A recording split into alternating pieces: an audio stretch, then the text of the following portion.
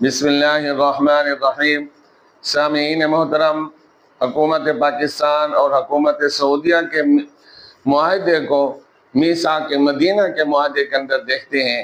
میثاق مدینہ کے اندر جب رسول پاک صلی اللہ تعالیٰ علیہ وسلم نے اوس اور خزرج کے درمیان، اسی طرح انصار مدینہ اور مہاجرین مدینہ کے درمیان جب بھائی چارہ قائم کر دیا تھا، آپ صلی اللہ تعالیٰ علیہ وسلم نے اس معاہدے کو آگے بڑھانے کے لیے مدینہ کے اطراف کے اندر یہودی رہا کرتے تھے، قبیلہ وہاں ان کا ایک قبیلہ رہا کرتا تھا جس کا نام بنو نذیر ہے، اور اسی طرح دیگر قبائل رہا کرتے تھے۔ اللہ کے رسول صلی اللہ تعالیٰ علیہ وسلم نے ان سے معاہدہ کیا۔ اس کی پہلی شک یہ تھی کہ یہودی اپنی اپنے مذہب کے مطابق عبادت کرے گا، مسلمان اپنے دین اور مذہب کے مطابق عبادت کریں گے۔ دوسری شک رسول پاک صلی اللہ تعالیٰ علیہ وسلم نے یہ اس میں لکھی کہ ہر ایک جماعت، دیکھیں مواخات مدینہ کے اندر ہر ایک کی بھائی چارہ قائم کر کے وہاں امت کا لفظ بولا ہے۔ یہاں اللہ کے رسول نے کہا کہ یہودی جماعت اور مسلمان جماعت ہر ایک اپنے اپنے مذہب کے مطابق، اپنے اپنے دین کے مطابق عبادت کریں گے۔ دوسری شک اس کے اندر یہ تھی کہ ہر ایک جماعت اپنے اپنے اخراجات خود کرے گی۔ تیسری شک اس کے اندر یہ تھی کہ اگر بیرونی ملک کوئی اس کے اندر حملہ کرے گا تو یہ دونوں مل کر، دونوں جماعتیں مسلمان اور یہود کی جماعت مل کر اس کا مقابلہ کریں گی۔ اور اسی طرح ایک شک یہ تھی کہ ان کا آپس میں جو برادرانہ تعلق ہوگا وہ خیر خائی پر ہوگا، کیونکہ اللہ پاک کہتا ہے کہ تعاونوا علی البر والتقوی ولا تعاونوا علی الاثم والعدوان، گناہ پر ان کا تعاون نہیں ہوگا، خیر خائی پر تعاون ہوگا۔ اسی طرح ایک شک یہ تھی کہ اگر آپس میں اختلاف ہو جائے گا تو رسول پاک صلی اللہ تعالیٰ علیہ وسلم ان کے سربراہ ہوں گے، وہ ان کا فیصلہ کریں گے۔ اسی طرح ایک شک یہ تھی کہ مشرکین مکہ کے ساتھ کوئی انسان تعاون نہیں کرے گا۔ تو عزیز دوستو، یہ اس کے اندر میثاق مدینہ کے اندر یہ بات تھی کہ اگر مسلمانوں پر کوئی حملہ کرے گا تو وہ یہودیوں پر حملہ تصور ہوگا، جو یہودیوں پر حملہ کرے گا تو مسلمانوں پر تصور ہوگا۔ آج تو الحمدللہ اللہ پاک نے ملک پاکستان کے لوگوں کو، سعودی عرب کے ملکوں کو، یہ جو جتنے ہیں یہ یہود و نصارہ نہیں ہیں، بلکہ انما المؤمنون اخوہ کے تحت ایک دوسرے پر حملہ، دوسرے کا حملہ تصور ہوگا۔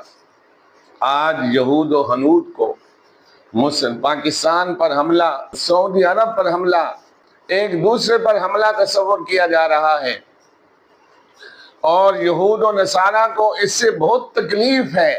عزیز دوستو، اسی طرح میثاق مدینہ سے بھی جو دشمنان اسلام تھے ان کو تکلیف تھی۔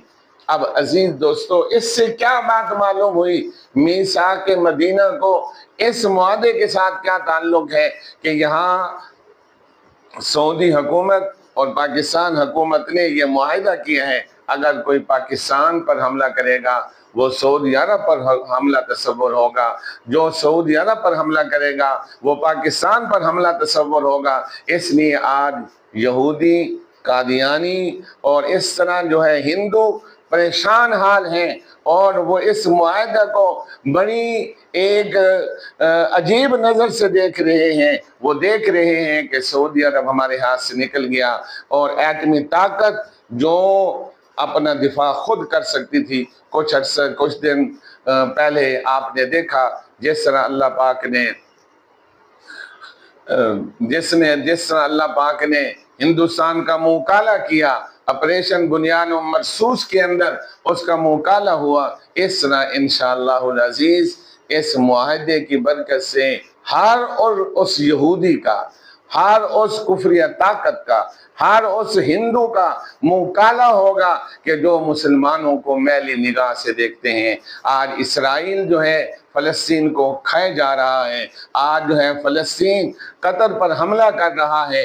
انشاءاللہ العزیز ان یہودیوں کو یہ طاقت نہیں ہوگی کہ ہم کسی مسلمان کو وہ میلی آنکھ سے دیکھ سکیں۔ یہ آج دو جسم ایک ہو چکے ہیں، کیونکہ اللہ کے رسول صلی اللہ تعالیٰ علیہ وسلم نے ان کو مومن قرار دیا ہے۔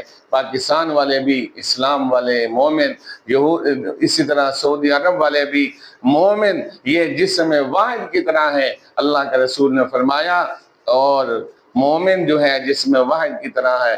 ان استقا عینہ، اگر آنکھ کو تکلیف ہوتی ہے تو پورے جسم کو تکلیف ہوتی ہے۔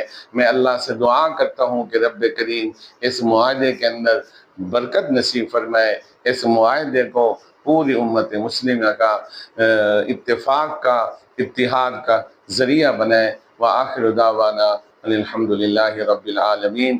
آپ اس ویڈیو کو زیادہ سے زیادہ شیئر کریں، آپ اس ویڈیو کو زیادہ سے زیادہ اپنے دوست احباب کو بھیجیں، اس کو دیکھیں اور کوشش کریں کہ امت مسلمہ کے اندر اتحاد پیدا ہو جائے۔ وآخر دعوانا الحمد للہ رب العالمین۔